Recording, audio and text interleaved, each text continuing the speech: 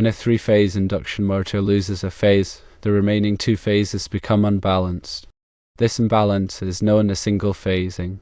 The unbalanced current flow in the remaining two phases creates a magnetic field that is rotating at a different speed and in a different direction than the original three-phase field. This causes the motor to draw excessive current and generate excessive heat. Here's a detailed explanation of the process. Loss of a phase. When one phase of a three-phase system is lost, the voltage in the remaining two phases increases by the square root of 3.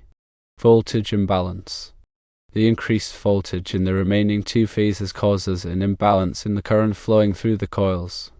The coil that is connected to the phase that is still energized will draw more current than the coil that is connected to the phase that has been lost.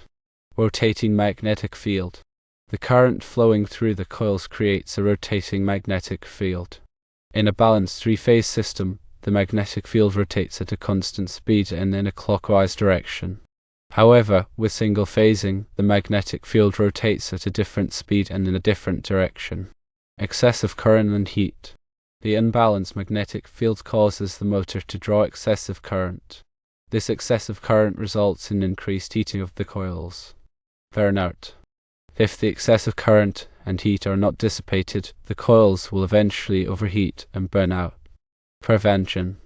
To prevent single phasing from blowing a three-phase coil, it is important to install phase loss protection devices to automatically shut off the motor if a phase is lost.